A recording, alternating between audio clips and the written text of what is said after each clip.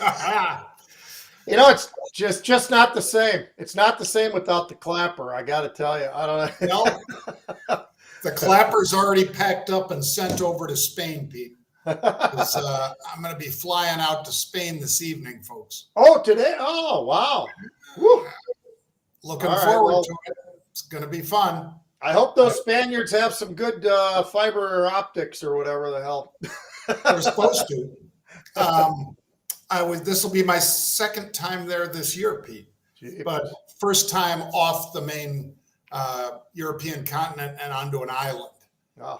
I will disclose which island when I get back. Because there are a bunch of them out there, Pete. Everybody talks about one of them, but there are several big islands out there. Yeah. And anyway, welcome to the Rebel's Edge, August 3rd, 2023. I am John Najarian. He is Pete Najarian. And of course, Jared is handling the graphics, the sound effects, as well as, of course, the timers that show up, because we don't want to waste your time, especially with macro.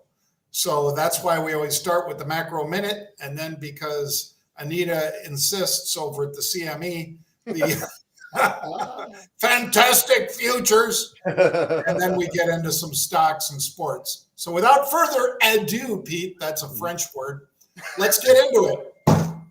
Macro minute. Well, Treasury yields surging yet again as we continue to feel the fallout from Fitch's downgrade of U.S. debt.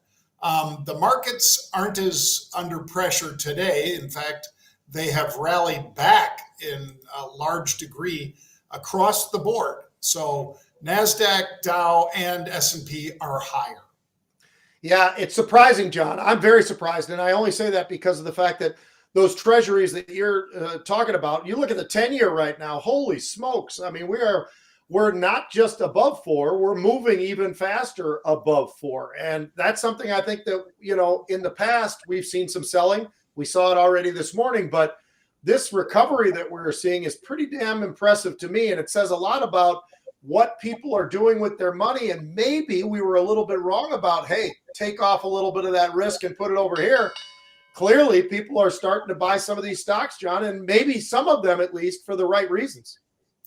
Well, and that could be, Pete, but I think they're whistling by the graveyard. If we have rates going higher, and in fact, Genevieve Dichter tweeted this morning, Pete. This is a lady I follow, very smart lady. GDR, we call her, Genevieve Roche Dichter. She was basically saying, Pete, that Ackman has established a huge short position in the bonds, betting that the rates go higher. And so he's established that short, though he learned his lesson over in Herbalife, Pete. He is short through puts this time. So you define your entry on your risk rather on entry with that. That's a smart move on his part, because otherwise he's about ready to blow up like he's almost done before. So you got to be careful. And the options, the derivatives give you that leverage, which you need. Now let's talk about fantastic futures. Fantastic futures. Pretty easy, this one, Pete. As we've seen the recovery so far today, we've also seen crude oil go back up over 80, and in fact, even pressed to 81 today. Right now, it's up about 1.33%. So I'm going to make that my future to watch today. I like it. I've been on crude for a long time, as you know, the 2 steps forward, 1 step back, and that's just continued on and on and on and on. And we've been watching it play out here for quite a while. I'm going to give you one that we haven't talked about at all, that I remember at least, uranium. And here's kind of the nitty gritty about what's going on there, John. Started off the year at 39. The spot price was 39. Now it's 56.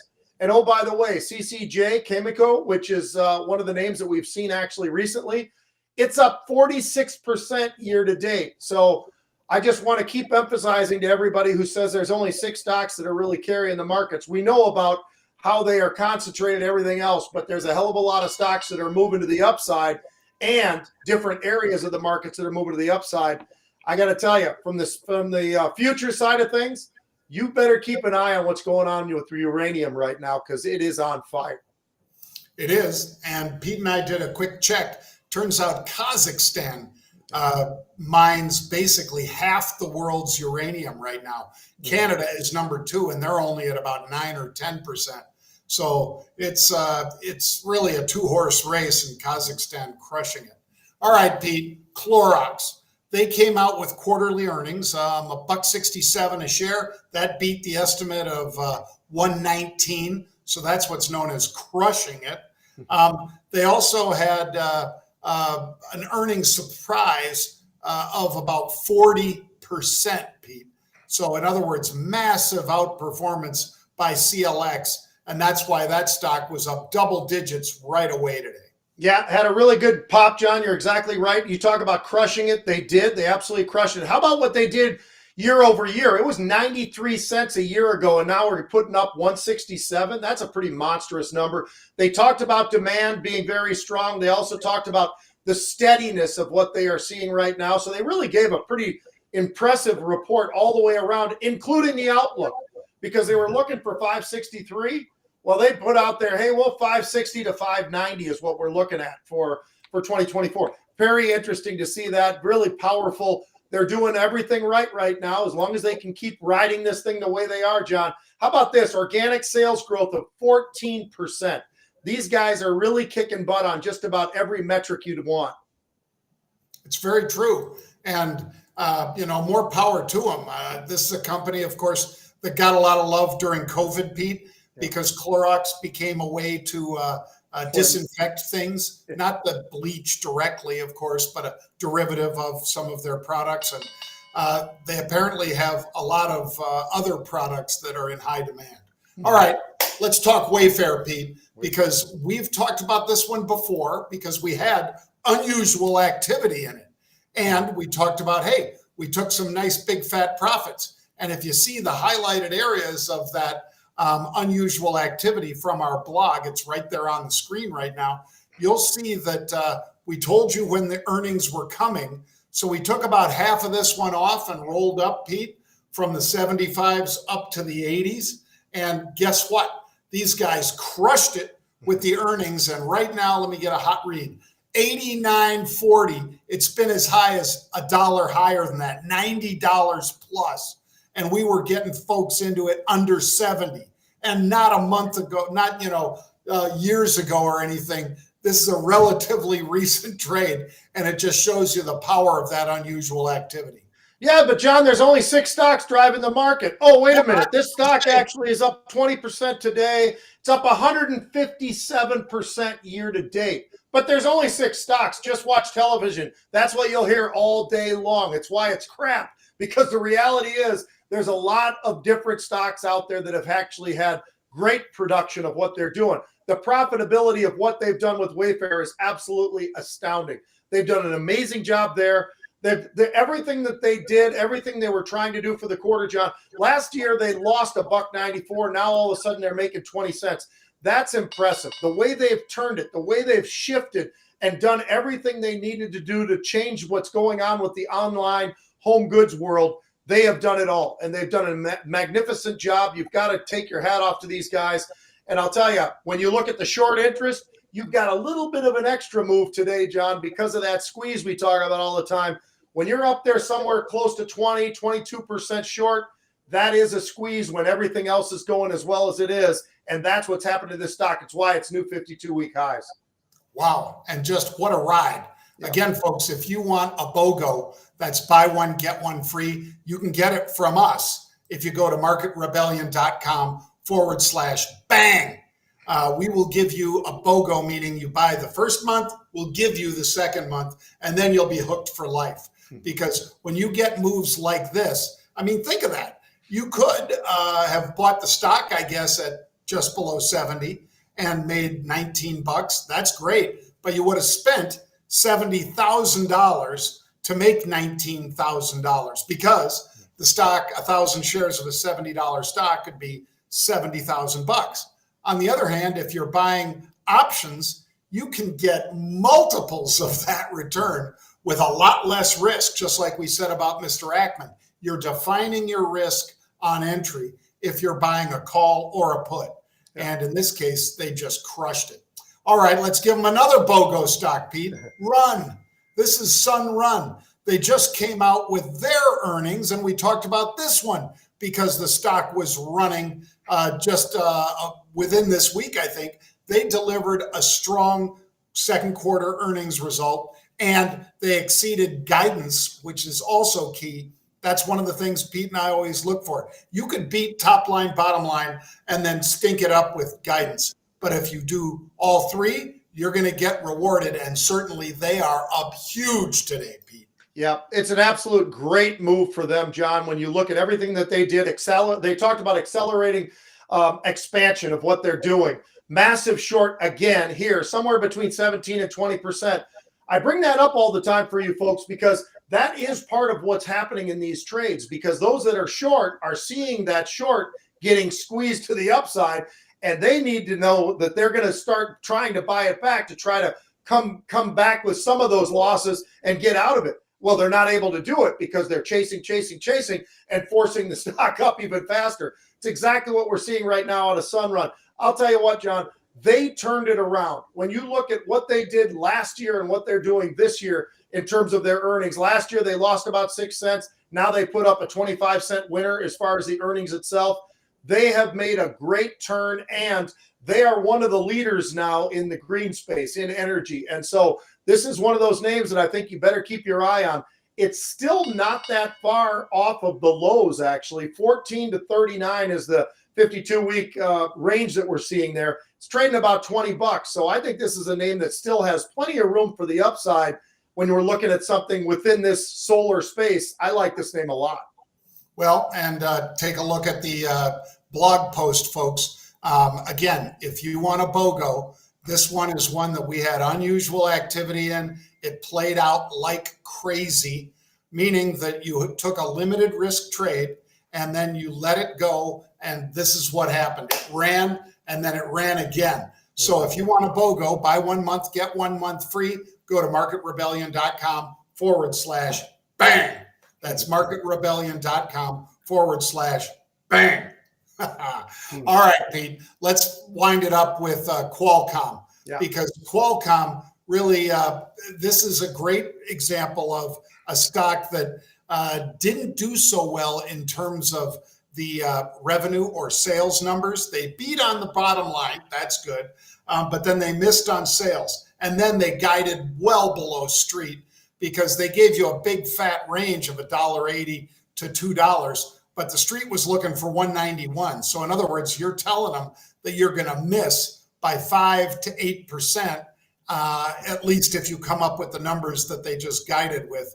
And handset revenue, Pete, look at this number. I thought this was terrible. 5.26 billion. They were over 7 billion a year ago. So that's just pathetic. That's really why they're under pressure today. Yeah, it's amazing, John, because they're trying to reach over to Meta and talk about AI, but the problem is this handset issue is a big one. And you just mentioned it. 5.26 billion versus 7 billion. That ain't so great. And then you look at the sales that dropped about 19%. So there's a lot of negativity that you're looking into. It's exactly why you're seeing Qualcomm getting hammered pretty good, down about 10% today, trading a lot closer to the 52-week lows, which is a little unusual because when you look at NVIDIA and you look at AMD and you look at a lot of the different chip world, the semiconductor world, you're seeing names that are very often very close to the 52-week highs. Not with Qualcomm. This is not a great day, and what they did as far as the outlook certainly is something that I think a lot of folks are saying, this does not look great and we're not too impressed. And I think there's better places to be right now. And we are seeing other semiconductors actually having a pretty good day. And it didn't start just in the last 15 minutes or half hour. It's been happening throughout the day as they hit lows early and then just started to take off back to rally a little bit at least and get themselves back into position where they're not too far away from some of those 52-week highs. Well, I think Qualcomm, I wouldn't bet against them, Pete, at the lows that they're at, unless you really think that we are going to see continued pressure on mega caps. And we're not seeing continued pressure on mega caps. So I would be a willing buyer I don't say you have to buy it today. We always say there's no one-day moves in the market. So you'd probably get a little follow-through tomorrow. But this would be one that I'd keep my eye on. All right, Pete. Let's wind it up with some sports, shall we? Well, we got our first football game tonight, John. So we got the Hall of Fame game. And we talked about it earlier in the week. We talked about the Jets and the Browns and all this, and it's going to be exciting. You've got Hard Knocks following around the Jets. So you've got Aaron Rodgers, who's always a guy that's a quote machine, and just watching him and everything there. But that's not where I'm going with this. I'm going to the Hall of Fame. Who is the most deserving of the guys this year, John, that are going into the Hall of Fame? And everybody's deserving. But is there any one player who's really stands out, or coach, because Don Coryell is there, Air Coryell, as you remember. So think of this, Air Coryell, he truly did. He was the guy who really brought passing into the NFL again, right? AFL team, got the San Diego Chargers, you got Dan Fouts. He had all this great, it's why he's Air Coryell. They were throwing the ball. They really didn't care that too much about running. Chuck Muncie, every once in a while, they'd give him the ball. But other than that, they were throwing to the big tight end. They're throwing to their wideouts. They're doing all those kinds of things.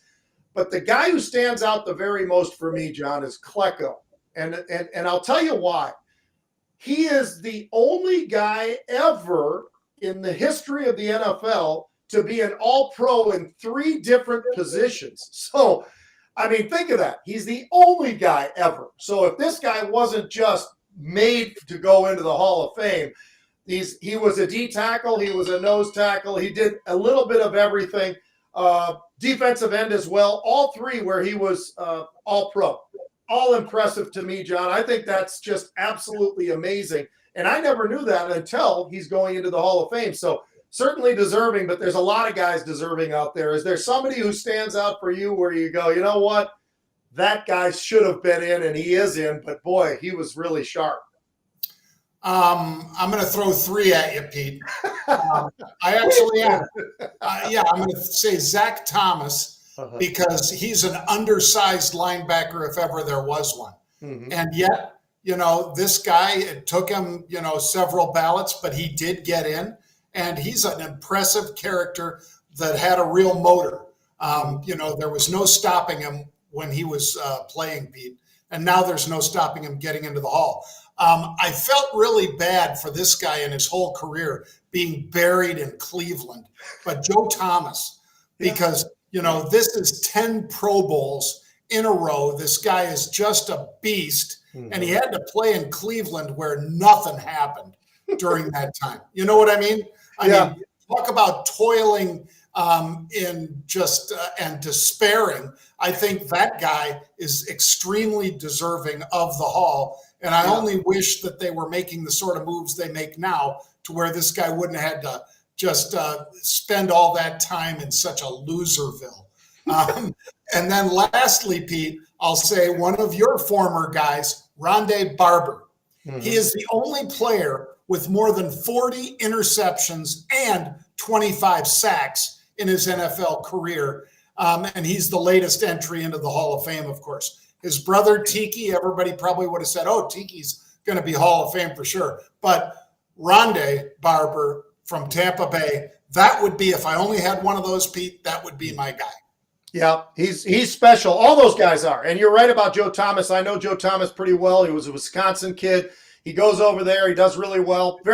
Just a heck of a football player. And what he's done in his afterlife of football, he's a great announcer. He's lost a lot of weight. He looks fantastic. He's doing everything right. He's a guy who's obviously disciplined, which is why he's going into the Hall of Fame. So who's got the most? Here's a question for you. I thought this would be a fun one. The NFL starts tonight, at least preseason does. Who is the guy? There's one guy who stands out for me. Who is the guy with the most pressure on him right now this year, given all of what's going on in the NFL and all the different speculation and this and that? And I'll throw mine out with you, John, right now. Jordan Love. And why do I say that? So the guy's a first-round draft pick of the Green Bay Packers, right? Aaron Rodgers was never happy about that, felt like he should have been spoken to about that. Everybody can have their opinion on what they think about Aaron Rodgers and that whole thing. But nonetheless, it was an interesting move. It ticked him off. Maybe it even gave him a little extra something. I don't know. But 18 years we've watched Aaron Rodgers just be spectacular, and the MVPs and all the things, and the Super Bowl championship, all those things. And now you've got the Jets, and he's excited. He's got all these guys. But Jordan Love is a guy that I was puzzled when they went in the first round and grabbed him anyway, John, because, now the Packers, you've got a great offensive line. That's not something to even argue about. You got a really good running back. I mean, Aaron Jones is fantastic. You've got very good receivers. You've got a defense that's very, very playable. They hold people to enough points that you should be able to outscore them. So I don't know. The division's difficult and everything else. And oh, by the way, Jordan Love's thrown 3 touchdowns and 3 interceptions in his career so far in the NFL.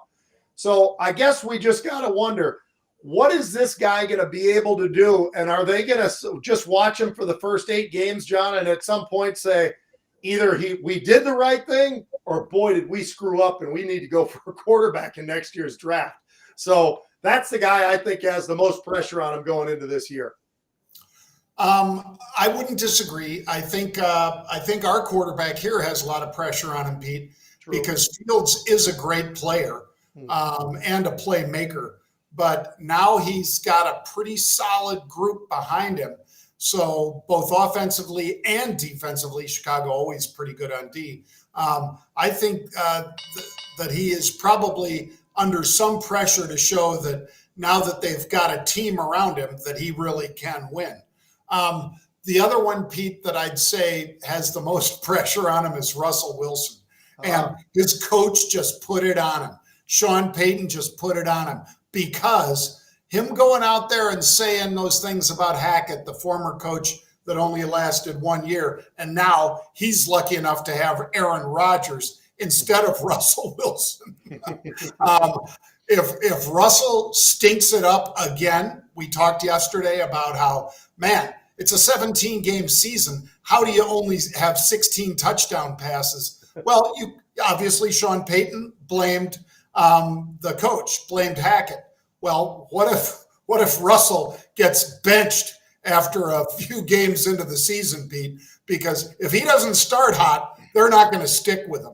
I'd say he's got probably about 6 games, Pete. And if they're not winning in those 6 games, those first 6 games, they got to start thinking about somebody else, because even with all the trades, they've got a pretty good team, but they've got to win.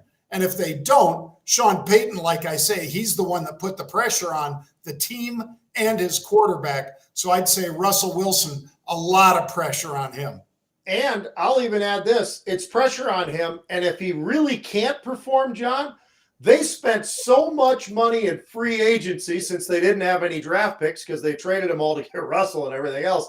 But I mean, it really is something where the team is definitely better. So, you can throw the coaching thing off to either side, but I'll tell you what, I think it'll be very interesting. And Russell Wilson probably feels that pressure on him a little bit more and a little bit more. He might pretend not to be there, but it's there and he will feel it. But if he steps up, John, great. And then suddenly you've got a very, very interesting conference with the Raiders and everybody else.